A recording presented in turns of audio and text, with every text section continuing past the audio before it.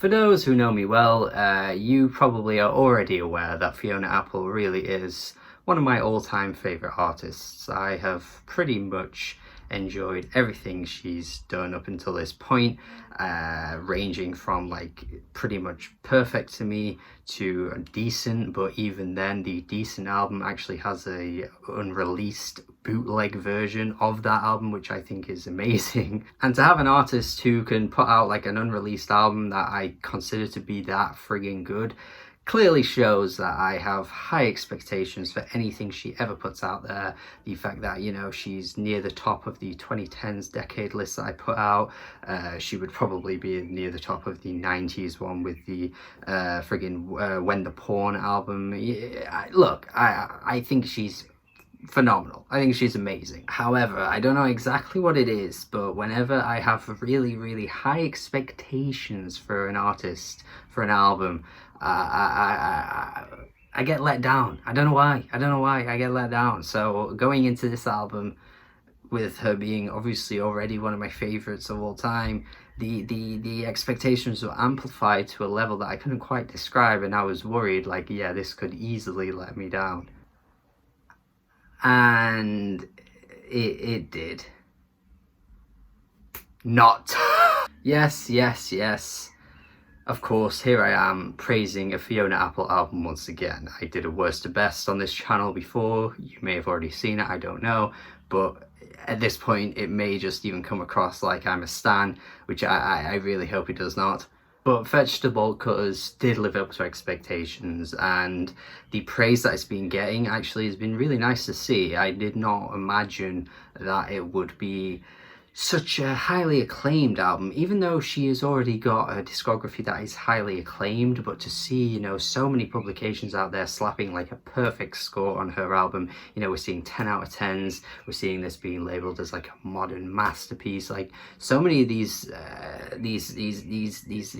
things were just not something I anticipated for this album, even though, yeah, she is such a highly acclaimed artist. But I think the reason why this one has become such a big album for Fiona Apple in a critical sense is the way that it does seem as though she's kind of ventured out of her usual sound. Like, we're not getting stuff that we got on Tidal, you know, that kind of singer-songwriter, piano-driven type stuff. Yes, we're getting that here, of course, but there's something slightly different about the way she's approaching these songs, the way they're structured, the weird sort of experimental detours that she takes within the tracks, and the use of heavy percussion on so many of these tracks. Like, it is quite a change in pace for an artist, especially so late into the career as well. We're definitely going to be seeing her, you know, amongst your Scott Walkers, your PJ Harveys, your David Bowies, you know, those artists who late into their career suddenly shift their sound and do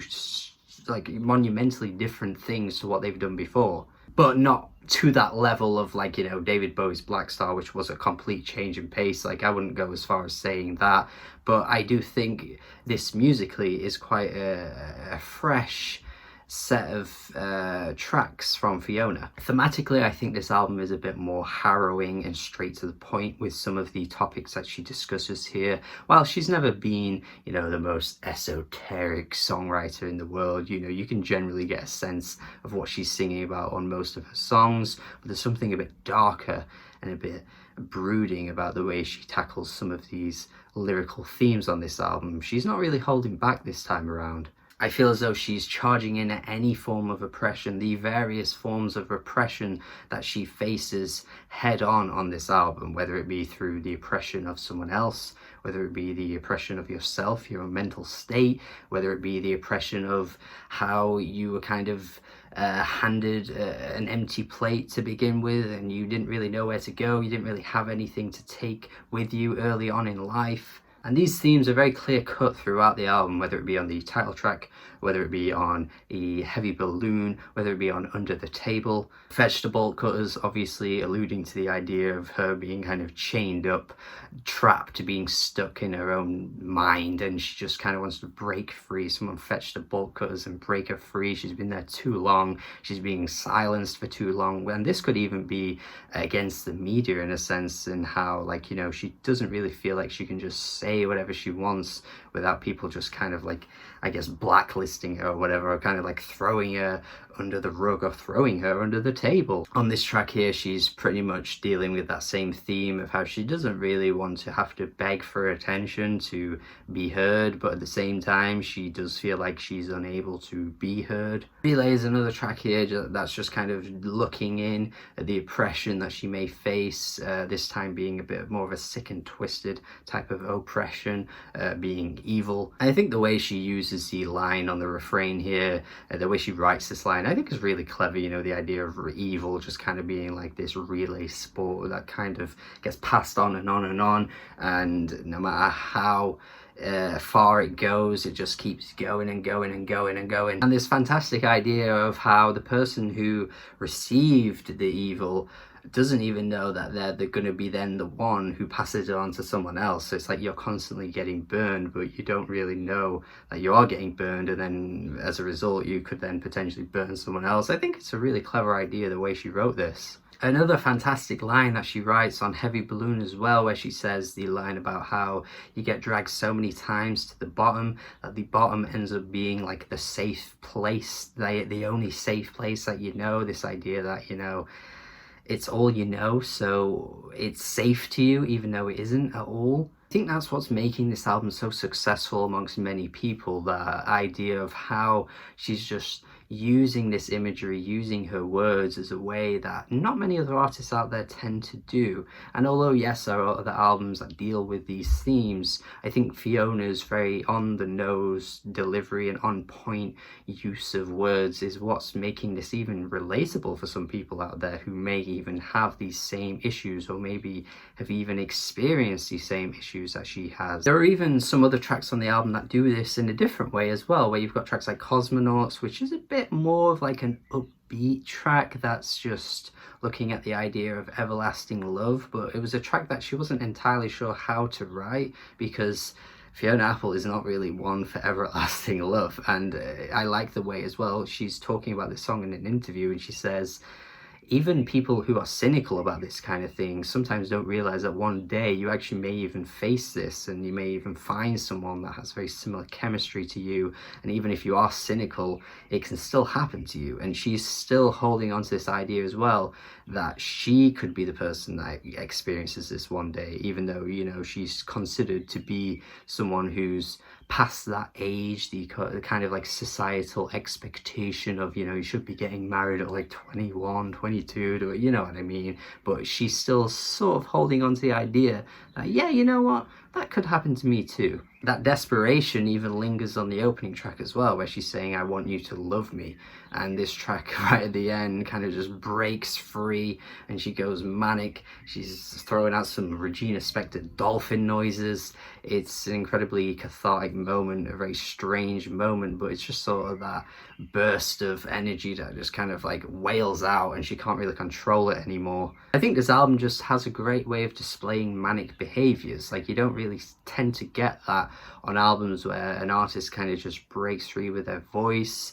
The use of percussion, as I've already mentioned, just kind of overloads in this really strange way. And I think Fiona Apple just uses the music and uses her voice and uses her words kind of all together in this weird little harmony that I find to be quite intriguing. Obviously, talking a lot about the lyrics does force me to kind of ignore how the music sounds, but I think the music sounds really damn good on this album, especially on tracks like Newspaper. The use of harmony on that track, Heavy Balloon as well is another track that sounds fantastic. I think Shameika is a great track. The fucking percussion and the drumming totally gives off like Wild Birds and Peace Drums vibes, which shout out to Ricky, he mentioned that on Twitter as well. And as soon as he said that, I was like, yeah, that comparison to that band is so on point. They're pretty overlooked, but I think you should check them out, especially if you're liking this album. Like the theme of Shameika, I mean, this is just Taika Waititi's boy.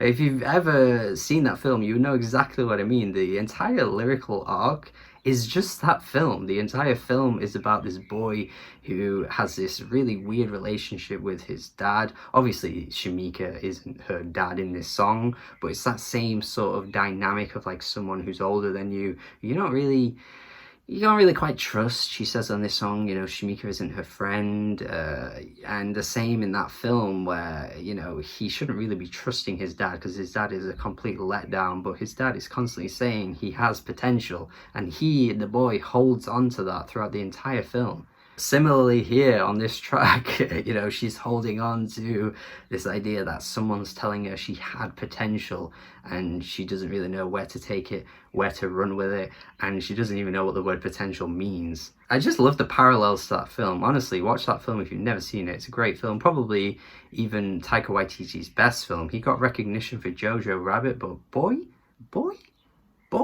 nah, that's better than Jojo Rabbit. That is better. And I guess I can't avoid the track For Her, as much as it really is a track I kind of want to tiptoe around, because this right here is probably the most on the nose track here, the most straight to the point lyrical track, very much just depicting this horrific story that she was told by a woman years ago, she says in an interview once again, and how it stuck with her, and how she, you know, wrote this song and wanted to kind of highlight this without being too on the nose, but she couldn't really avoid that one line, which I can't repeat that line. Every time a line comes up, it's just so, oh, it's so shivering. It's so, like, it makes me cold. It's horrible. But this is what she set out to do on this album. This is what she's here to do. She's here to shine a light on these things.